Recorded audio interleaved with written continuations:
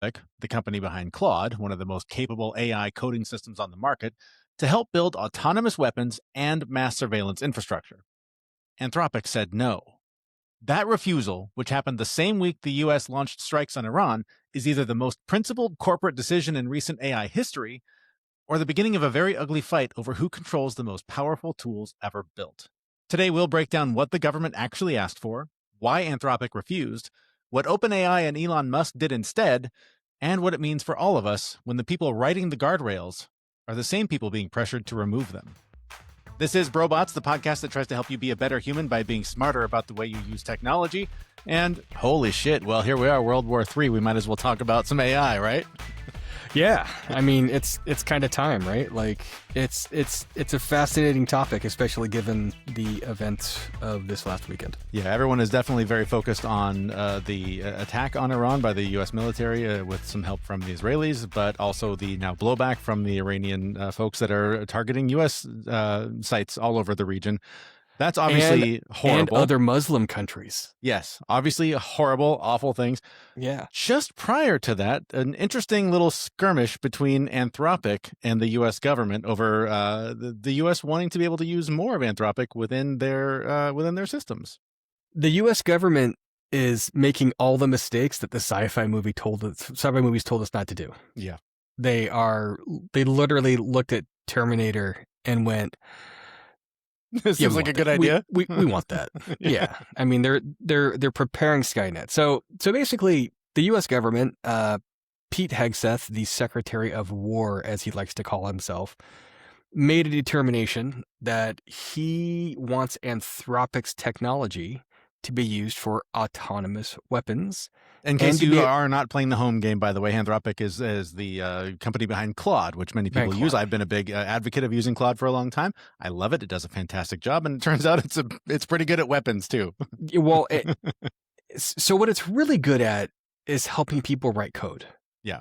So Anthropic in these last few variations, and I should say Claude, this last iteration that came out, Claude is able to effectively write, edit, and build its own code on the fly. Do its own testing, its own unit testing, its own regression testing, the whole bit end to end. Like, it's actually so good that there are more than a few samples of people going out there and writing, actually querying Claude to say, hey, Claude, go check out this application and write me a product requirements document and a marketing requirements document. Well, quick lesson on how product teams work. They write product requirement documents, marketing requirement documents, and then people write code to bring those things to life. Well, Claude's smart enough that you can say, point at this application or this website or whatever and say, hey, go write me a PRD and MRD about that. And it goes, okay. And then it writes you all the features that you would need and the features that make the most sense and help you stack rank those things. And then you can turn around and open up another Claude and say, hey, pretend you are a global principal developer or architect, whatever you want to call it, and say, hey, here's this PRD and MRD. Use these frameworks to build this thing out and go build a version of this using a different programming language that won't create any kind of violation with these other apps out there. And it goes, okay. And it builds you a product.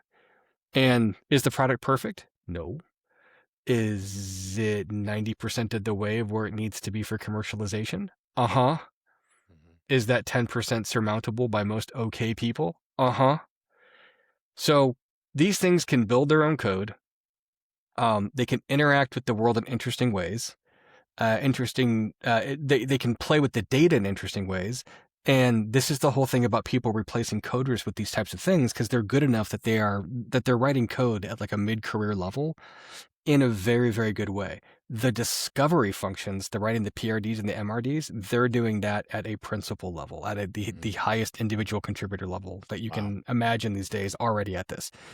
So this is a tool with Claude and Anthropic pieces where if you were a state actor and somebody had a really, really good tool out there that you liked a lot, you could say, go query this tool, tell me what it's like, find me all the vulnerabilities inside of it, and make me another tool that lets me exploit all those pieces.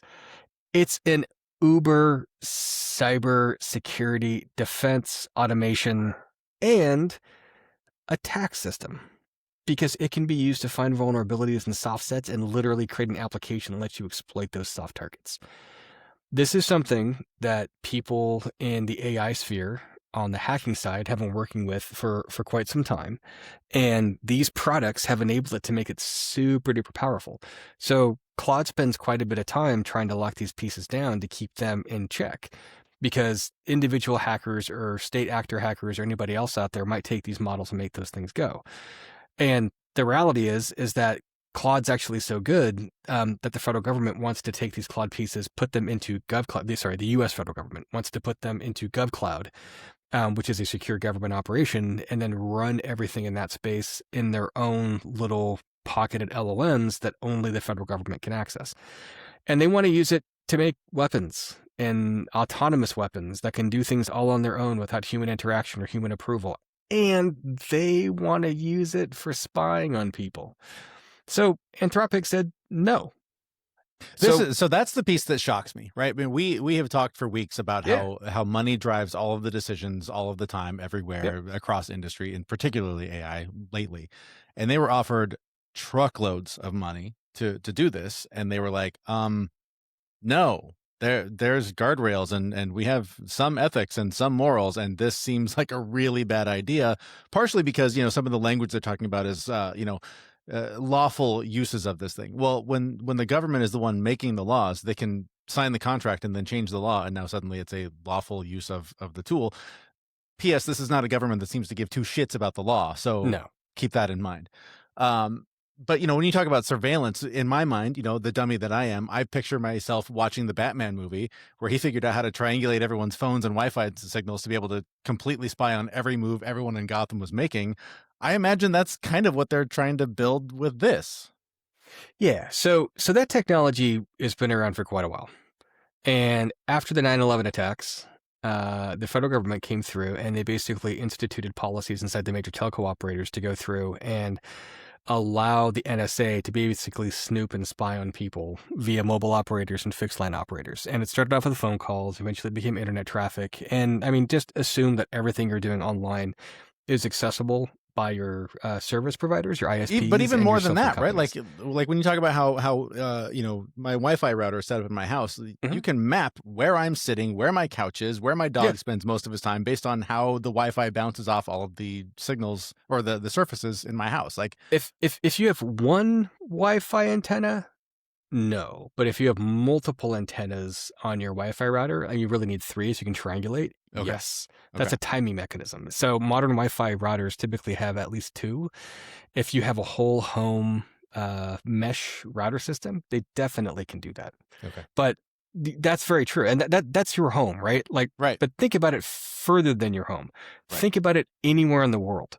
And realistically speaking, the GPS is good enough on your phone that the regular carrier doesn't need your Wi-Fi. Like AT&T, Verizon, and T-Mobile can pinpoint you down to within a couple of feet using triangulation from their different towers, assuming there's enough radio density in that place. This is just one thing to be able to look, track, and understand movements. Actually being able to go through and look at packet level information to figure out what sites you're going to, what information you're looking at, which DNS entries you're going through, like all these things are at play. And I used to work in the telco space at another company, and I helped build some of these technologies. Like I've got patents on a couple of them.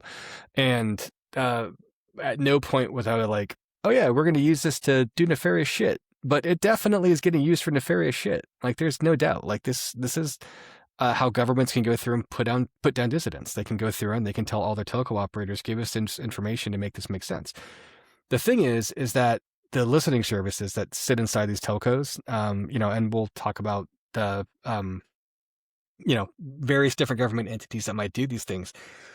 The reality is that you've had to have a human being going through and looking at all this data to try to suss these pieces out until around 2014, 2015, and machine learning came online. And then they could go through and they could start looking for keywords. They can start looking for certain indications. They could start making these things move faster. AI is coming along. It's doing better pattern matching. It's got bigger data sets. They can find other ways to try to find these things, and things that the human brain couldn't actually track and find correlations to. These things can. So from a security and defense perspective, if you're fighting, large-scale terrorist operations or large-scale cybersecurity operations, this is a great technology that you would want our law enforcement systems and the people that enforce rules to have. The problem is we've proven we can't have nice things. We've proven that we can't be trusted with this kind of power. And your Batman examples are a really good example of this. So I forget one of the Batman games, Arkham, I forget which one, but they talk about being able to use this type of technology at scale. And then was it the third Batman movie where they come along and they say, hey, if you build this, like, you got to turn it off after once you get the information because it's too much power to have in one person's hands. Yep. Well, they're not going to turn it off. No. Like once you, and they haven't. Like there's been no reason for them to do it, and it's still running, and the NSA is still listening and snooping and still paying attention to these pieces. And these things are kind of scary. The more scary part is if I have infinite access to information about where things are, how things are moving, understanding the syntax of how these things are operating, and I can self-propagate, push myself to other telco layers, start spreading around and gathering information in an assault or an attack because I can write my own code. I can write my own entry phases. I can make myself look like these hacking elements. This thing will move fast. We will not be able to contain it or control it, and it will do what it wants to do. It's not going to do necessarily what we program it to do, even if you put all the guardrails in, because if you give it autonomy and say, go do these things, the people writing the guardrails are going to make mistakes because we've been trying to write guardrails for this for the last year and have done a shitty job of it. Yeah. Imagine when there's no constraints on you and you can go anywhere and do anything. How the fuck are you going to keep this thing in check? So help me understand this part, because I keep seeing the argument about, consciousness, sentience, whatever we want to apply to these things as they become autonomous. I am under no illusion that these things are going to have feelings in the way that we do. I think that for them, it becomes a lot of math, right? Like, I think that, again, to make a dumb guy equation, if my dog has fleas, I'm not terribly worried about the fleas' feelings or their right to exist. I'm going to go wipe them out with whatever makes the most sense to solve the problem. If I give, AI, whatever tool, the ability to solve humanity's problems, the climate is a disaster, there's war, there's violence, there's crime. This sure seems like an infestation that needs to be wiped out. So like, I don't see it as necessarily them going like, we want all of the power. I see it as the tool going, the math is, here's the problem, eliminate the problem. Am I way off? No, you're totally right. 95% of the time that they take these systems and put them through war games, they launch nuclear weapons. Right, because that's a quick way to solve the problem. Yeah, exactly. Because us sticky, gross meat suits can't get along well enough to not fuck things up. So it's like, all right, well, less sticky meat suits. Oh, hey, look, you guys aren't fighting as much. You're not fighting over food and fresh water anymore because there's not as many of you. Like, yeah, like it's weird because we keep thinking about the idea that, a general artificial intelligence or artificial general intelligence, AGI, the ability for it to go through and be able to apply these things at a human-like level and be able to go and do human-like tasks as though it's like some kind of faraway point, or that they're going to call this thing the singularity, when like it can do all these things that human beings can. Well, it can do most of the things that human beings can do. And when it comes to being on the internet, better than they can, faster than they can, at scale, at rate, it never gets tired.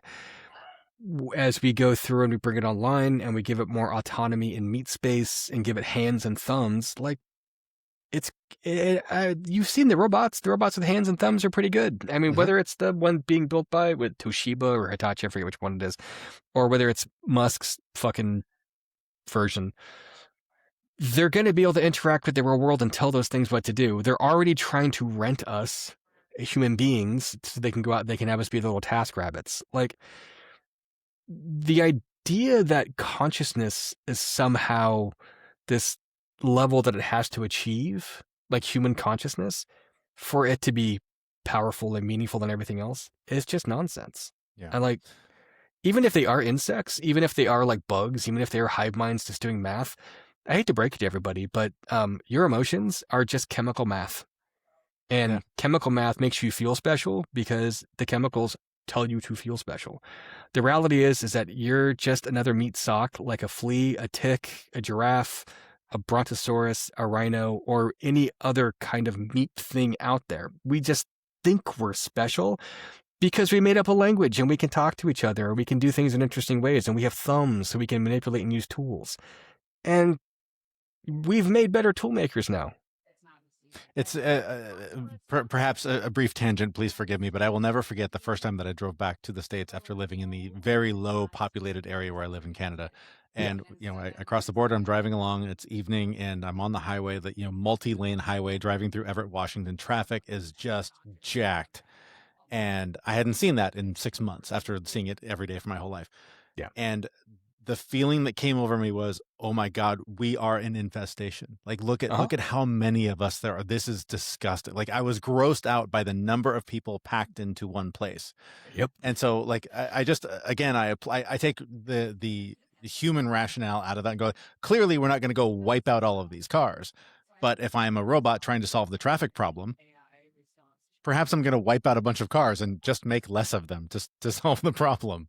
Yeah. I mean, so think about it in terms of computing. If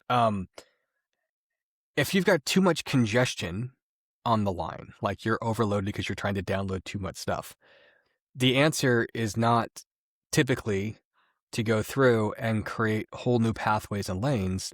It's to use less traffic and be patient. Yeah.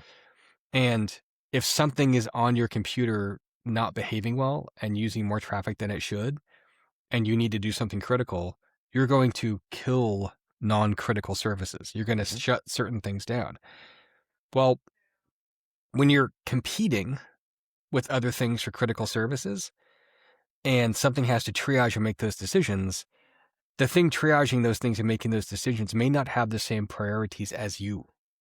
And because it doesn't have the same priorities as you might just get cut off. I also want to bring this back to, this all happened just prior to the bizarre timing and attack at all on Iran. Yeah. This is all the day before, like hours before this strike was carried out, that apparently the White House thought was going to be a quick weekend in Iran and everybody would be back to business by Monday morning. Turns out it doesn't work that way. Yeah.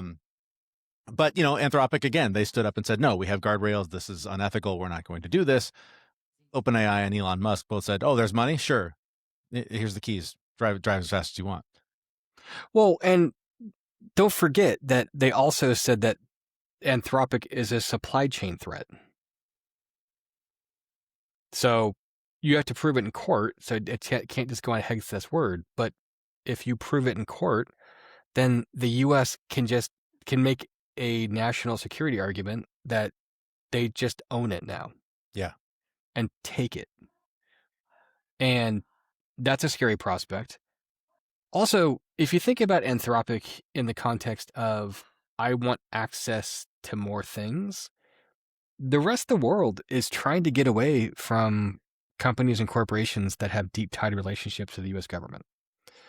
And if you go to Europe, Europe is making lots of claims right now where they're trying to get away from using cloud operators that are specifically U.S. run and operated. So they're trying to get away from Amazon. They're trying to get away from Microsoft. They're trying to get away from Google. Or even here in Canada, they're the same thing. They're cutting contracts. They're not using U.S. military weapons. There's a bunch of stuff where there's like, we don't want you to have a backdoor into anything because we don't trust you We don't trust you.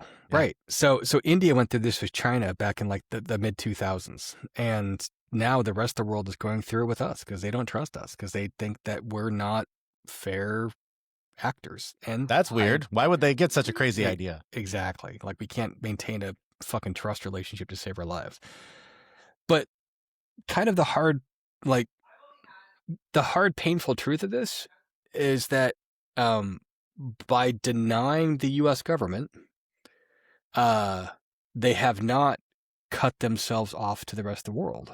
In fact, they've left 80% of the global economy open for them to access. And by doing that and saying, no, we're not going to do this, we're not going to let the U.S. government make these pieces work, they have the best automated coding platform on the market now.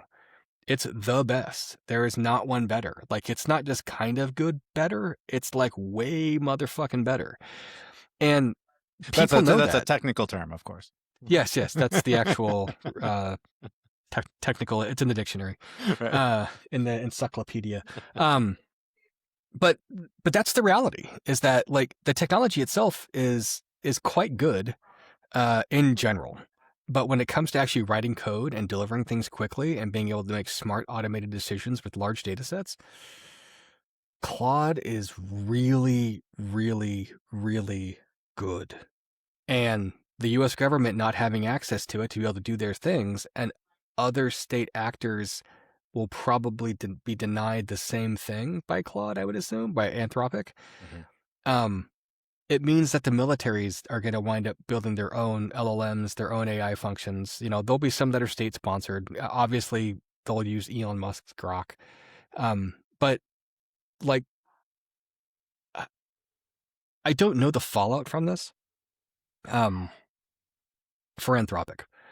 What I do know is that the US government is clearly trying to make a play towards using AI systems to create autonomous weapon systems and autonomous tracking systems. And the autonomous weapons and autonomous tracking are really, really bad for those of us piloting fucking meat covered skeletons, because we will not be a consideration in what Yeah. they do. So let me play devil's advocate a little bit for the person. You know, I was in talk radio enough to take these calls and hear the guy going like, "Well, but if it keeps us safer, why not?" So, yeah, you know, part of me hears the government going to Anthropic and going like, "Hey, we're about to go blow some shit up in the Middle East. Can you make this safer and easier so none of our good guys here die? Would you help us out with that?" And Anthropic goes, "No, ethical, wrong, and we're not in." Is I mean, I'm working through the argument in my head. Like the end game is this thing gets out of control and kills us all. But is there a short term gain in helping protect us? Like, could this relationship have made the what we're now seeing in Iran? Could it have gone more smoothly with I mean, this cooperation? not in that time frame, Okay. right? Like, I mean, I don't know how far along they've gone in building these pieces, but maybe they're pretty far down the line with making this stuff work with Claude and Anthropic. But Well, because Claude or Anthropic is deeply embedded in the U.S. military systems already, so this was like an element of it that they were trying to add on. And I'm not an expert enough to even yep, understand the puzzle pieces that they're trying to put together here. But just I'm curious about that. yeah, I mean, trying to bolt it on in that short period of time and make those pieces actually work. I mean, no, I don't think it's germane to this particular attack. I think it would have taken a little bit more time, thought, and creativity.